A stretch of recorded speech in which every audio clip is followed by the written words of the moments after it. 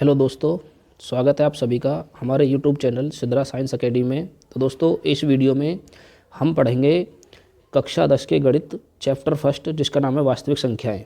तो दोस्तों, ये वास्तविक संख्याएं पहले चैप्टर की पहली वीडियो है, ठीक है। और इस वीडियो में हमें जो समझना है वो समझेंगे बेसिक इंट्रोडक्शन या बेसिक कंसेप्ट।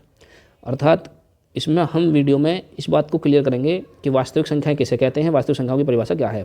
और उसके बाद हम दूसरे कंसेप्ट में, हम दूसरे टॉपिक में हम इस बात को क्लियर करेंगे यहाँ पे इस चैप्टर के अंदर जो हमारे बोर्ड में क्वेश्चन आते हैं वो किन किन रिलेटेड टॉपिकों से क्वेश्चन आते हैं।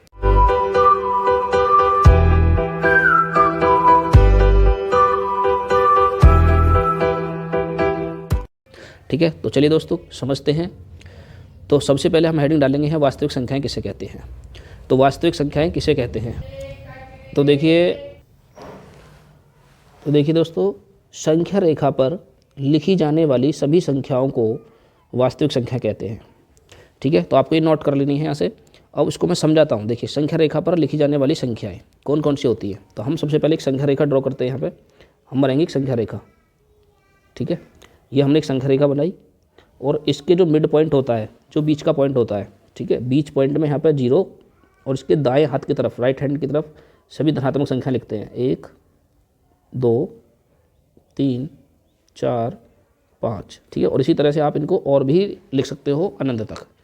और इसके लेफ्ट हैंड साइड में माइनस वाली संख्याएं, ऋणात्मक संख्याएं लिखी जाती है। -1 -2 -3 -4 -5। और इसी प्रकार से ये भी संख्या हमारी अनंत तक लिखी जा सकती है। तो ये जो आप संख्या देख रहे हो ना इस संख्या रेखा पर, तो इन संख्या रेखा पर जितनी भी संख्याएं हैं ये सभी हमारी क्या है, वास्तविक संख्याएं हैं। ठीक है, अभी देखिए और इसका गहराई में स्टडी करते हैं। देखिए अभी और इसको और समझते हैं। तो हम संख्या रेखा पर कितनी प्रकार की संख्याओं को लिख सकते हैं। तो देखिए, संख्या रेखा पर जो हमने बात कही है, यहाँ सभी संख्याओं की बात करिए इसमें। तो देखिए, सभी संख्याएं, ये लिखा हुआ ना, सभी संख्याओं को हम वास्तविक संख्या कहते हैं। तो वो सभी संख्याएं वो कौन कौन सी हो सकती है। ठीक है, तो सभी संख्याओं के अंदर वो संख्याएं वो हमारी कौन कौन सी कैटेगरी की हो सकती हैं। ठीक है, तो इनको हम नंबर्स बोलते हैं इंग्लिश में।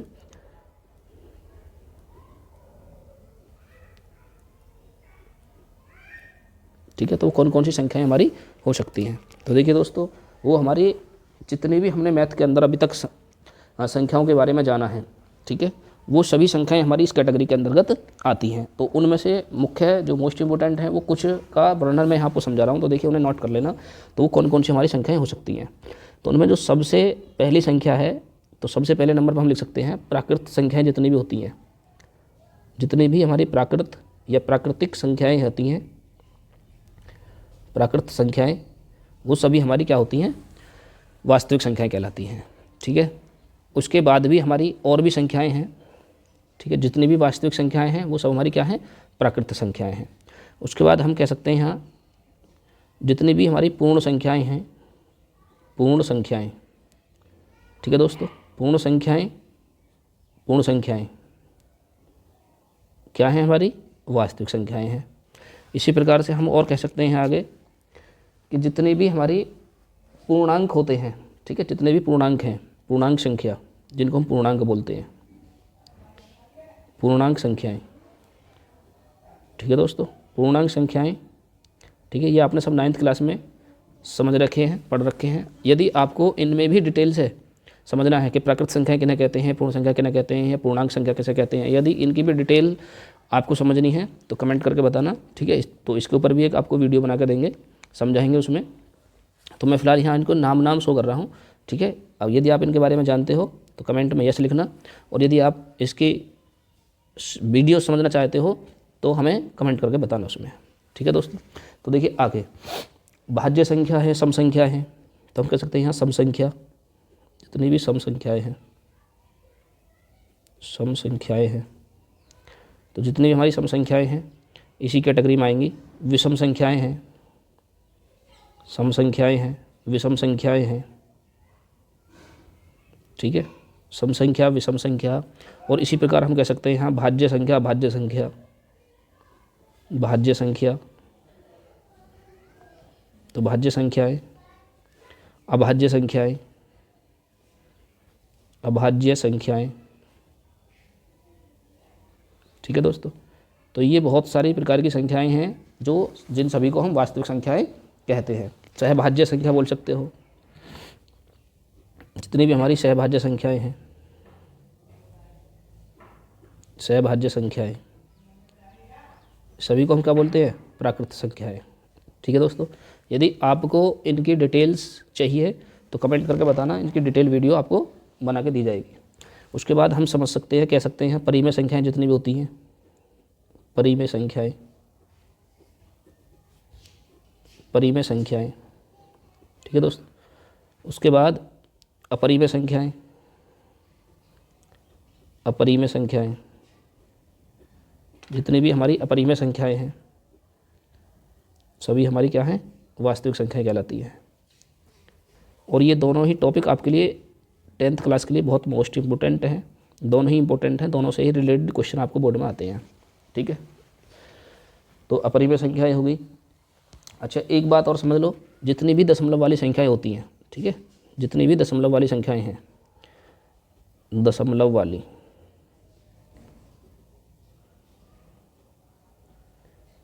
दशमलव वाली संख्याएं, तो वो भी हमारी क्या कहलाती हैं? वो भी हमारी वास्तविक संख्याएं कहलाती हैं। तो अभी जो भी हमारी अन्य बची हैं शेष, ठीक है, अगर सभी डिटेल से बताई जाएंगी तो काफ़ी लंबी वीडियो पहुंच जाएगी, क्योंकि अब इसमें हमें और भी टॉपिकों पर चर्चा करनी है। तो फिलहाल इतनी आप नोट कर लीजिए इनमें। तो जितनी भी ये संख्याएँ हैं, ठीक है, इन सभी को हम क्या बोलते हैं? इन सभी को हम वास्तविक संख्याएँ कहते हैं। तो देखिए दोस्तों, अब हमें आगे समझना है, ये तो थी हमारी रिलेटेड वास्तविक संख्याएं कैसे कहते हैं। तो संख्या रेखा पर लिखी जाने वाली सभी संख्याओं को वास्तविक संख्या कहते हैं, और ये सभी संख्याएं हैं हमारी जिन्हें हम संख्या रेखा पर दर्शा सकते हैं।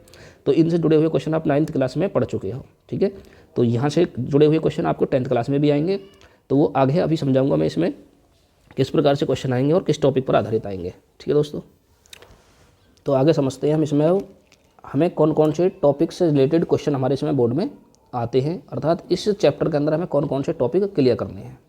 तो सबसे पहले नंबर 1 पे हमें समझना है इसमें यूक्लिड विभाजन एल्गोरिथम, जिससे जुड़े हुए हमारे बहुत क्वेश्चन बनते हैं। यूक्लिड विभाजन एल्गोरिथम किसे कहते हैं? इसका सबसे पहला टॉपिक यही आएगा हमारा, यूक्लिड विभाजन एल्गोरिथम। सबसे पहले हम हेडिंग डालते हैं यूक्लिड विभाजन एल्गोरिथम। अच्छा दोस्तों, इसका एक नाम और भी है, या करके आप नोट कर लीजिए उसे, या यूक्लिड विभाजन, यूक्लिड विभाजन, यूक्लिड विभाजन प्रमेयिका भी हम इसको कहते हैं, प्रमेयिका। ठीक है, यूक्लिड विभाजन एल्गोरिथम या यूक्लिड विभाजन प्रमेयिका। इस विधि का एक नाम और भी है, तीसरा नाम भी नोट कर लो, इसको हम कलन विधि भी बोलते हैं, कलन विधि भी कहते हैं। ठीक है, 3 नाम है इसके, तो 3 नाम आपको याद होने चाहिए। बोर्ड एग्जाम में किसी भी नाम से आपका क्वेश्चन बन सकता है। तो देखिए, सबसे पहले हम समझते हैं इसमें यूक्लिड विभाजन जो एल्गोरिथम है या यूक्लिड विभाजन प्रमेयिका है वो क्या है। ठीक है, तो इसमें हमें सबसे पहले इसकी परिभाषा समझ लेते हैं, यूक्लिड विभाजन कहते किसे हैं। तो देखिए, इसमें हमें ये एक भाग विधि होती है। ठीक है, तो हमें 2 पूर्णांक दिए जाते हैं किसी भी सवाल के अंदर, और वो 2 पूर्णांक ए और बी मान लेते हैं हमने। तो जब हम ए को बी से भाग देते हैं तो हमें जो भागफल प्राप्त होता है वो क्यू, और जो शेषफल होता है हम उसको आर मानते हैं। ठीक है दोस्तों, तो इसी पूरी प्रोसेस को हम बोलते हैं यूक्लिड विभाजन एल्गोरिथम या यूक्लिड विभाजन प्रमेयिका। तो देखिए किस प्रकार से हमें इसमें सवाल करने होते हैं और क्या इसकी डेफिनेशन है। तो लिखोगे कि यह 2 धनात्मक, यह 2 धनात्मक पूर्णांक, यह 2 धनात्मक पूर्णांकों के HCF को हिंदी में बोल सकते हो आप में से, महत्तम समापवर्त है, हाईएस्ट कॉमन फैक्टर में से ज्ञात करने की विभाजन विधि है, ज्ञात करने की लंबी विभाजन विधि है। इसमें लंबा भाग जाता है, लंबी विभाजन विधि है, लंबी विभाजन विधि है। ठीक है दोस्तों, बात समझ में आ रही है यहाँ तक? लंबी विभाजन विधि है। तो ये इसकी डेफिनेशन हो जाती है कि यूक्लिड विभाजन एल्गोरिथम क्या है। आपसे कोई पूछ ले तो आपको यही बताना है कि यह 2 धनात्मक पूर्णांकों के HCF या में से ज्ञात करने की लंबी विभाजन विधि है। तो इसमें 2 धनात्मक पूर्णांक वो कौन कौन से होते हैं। तो देखिए यहाँ लिखोगे कि इसमें नई लाइन से लिखोगे इसमें एक धनात्मक पूर्णांक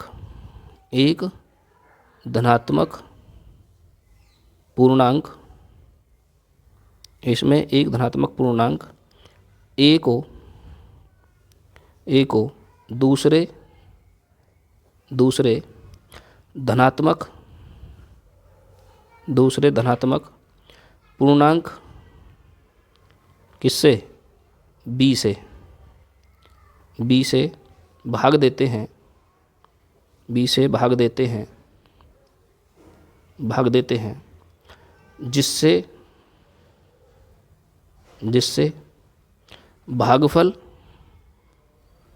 भागफल क्या होता है q, जिससे भागफल q तथा शेषफल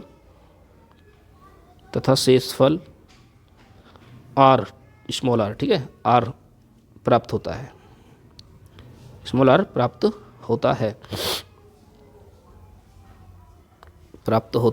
है। ठीक है दोस्तों, ये आपको यहाँ तक का स्क्रीनशॉट ले लेना है। ठीक है, आगे समझते हैं हम इसमें। तो जो हमारा जो शेषफल r प्राप्त हुआ है, ठीक है, तो इसकी कुछ शर्तें होती हैं। तो जो हमारा शेषफल जो प्राप्त होगा, तो यहाँ लिखोगे जो शेषफल b, ठीक है, शेषफल b से छोटा, b के मान से, ऐसे लिखोगे b के मान से छोटा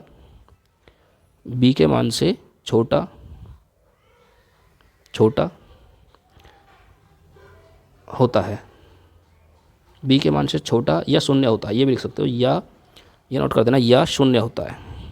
ठीक है दोस्तों, बात समझ में आ रही यहाँ तक? शून्य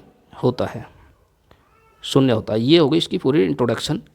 डिटेल से मैंने आपको ये चीज़ समझाई है और मुझे उम्मीद है कि यहाँ तक आपके सभी के बात समझ में आ गई होगी। ठीक है, तो यूक्लिड विभाजन क्या है? यह है दो धनात्मक पूर्णांकों के HCF ज्ञात करने की विधि है। इसमें हमें दो धनात्मक पूर्णांक सवाल में दिए जाते हैं, A और B। तो A को क्या मानते हैं, B को क्या मानते हैं, ये सब चीज़ें मैं आगे अभी समझाऊंगा आपको। ठीक है, तो बिना स्किप करे पूरी वीडियो को देखते रहिए। ये मेरी गारंटी है कि आपकी पूरी अच्छी तरह से पढ़ाई समझ में आएगी। और इसको साथ के साथ नोट्स भी करना है। ठीक है, चाहे स्क्रीनशॉट लेकर बना लो, चाहे वीडियो को रोक करके इसको उतार लेना, और एक बेहतरीन साफ सी सुंदर राइटिंग में नोट्स को भी क्रिएट करते चलना है आपको। ठीक है दोस्तों, तो अब देखिए आगे। तो इसमें दो पूर्णांक A और B है हमारे पास, और हमें जब भाग देते हैं A को B से, तो देखिए किस प्रकार।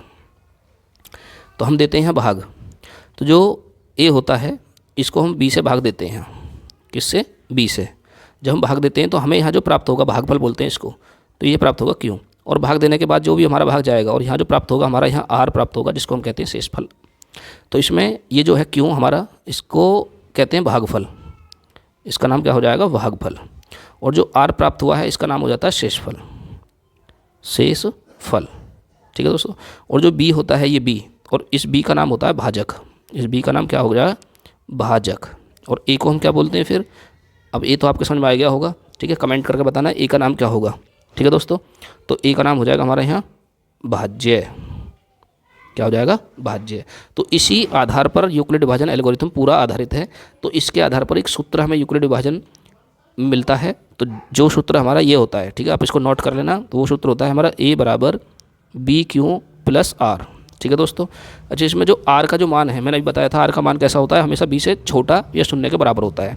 तो जो R का जो मान होगा, ठीक है फ्रेंड्स, तो A बराबर BQ + R, इसका सूत्र होता है हमारे पास।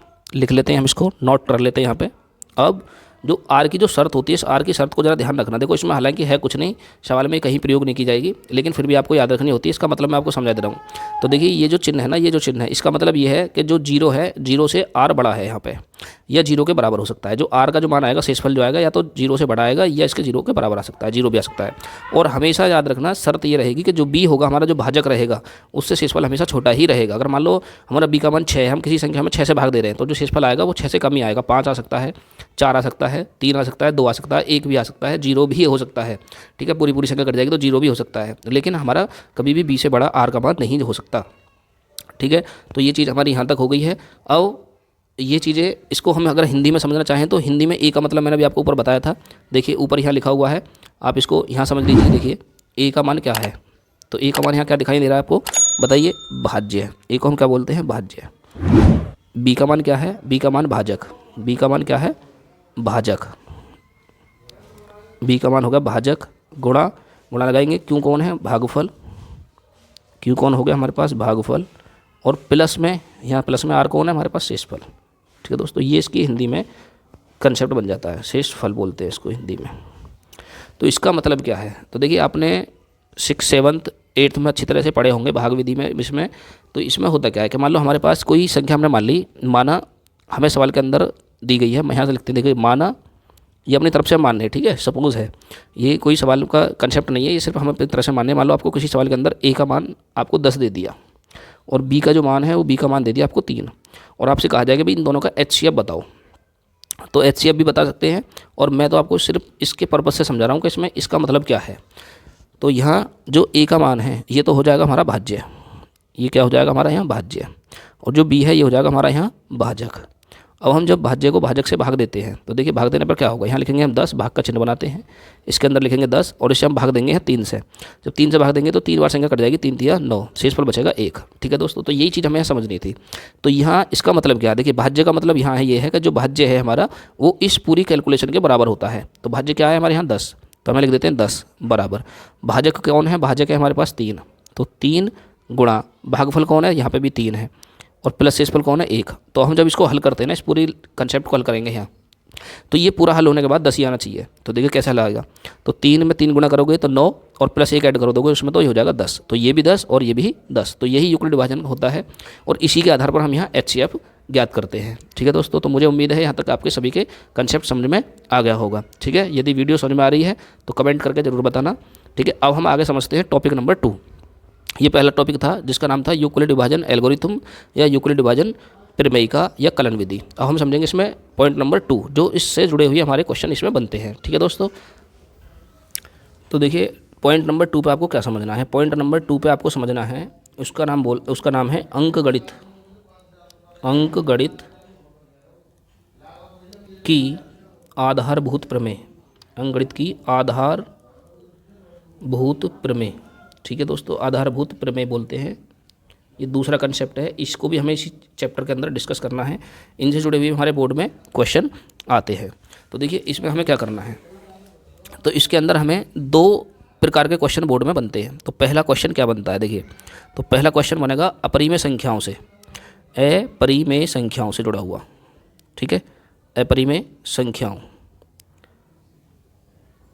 की, ठीक है, अपरिमेय संख्याओं की अपरिमेयता, अपरिमेयता को सिद्ध करना, अपरिमेयता को सिद्ध करना। ठीक है दोस्तों, अपरिमेयता को सिद्ध करना, यहाँ तक बात समझ में आई, सिद्ध करना।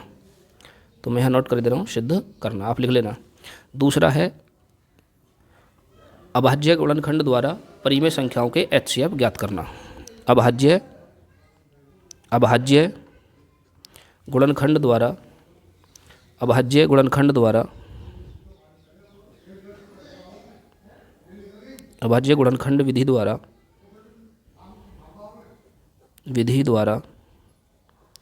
परिमेय संख्याओं के, परिमेय संख्याओं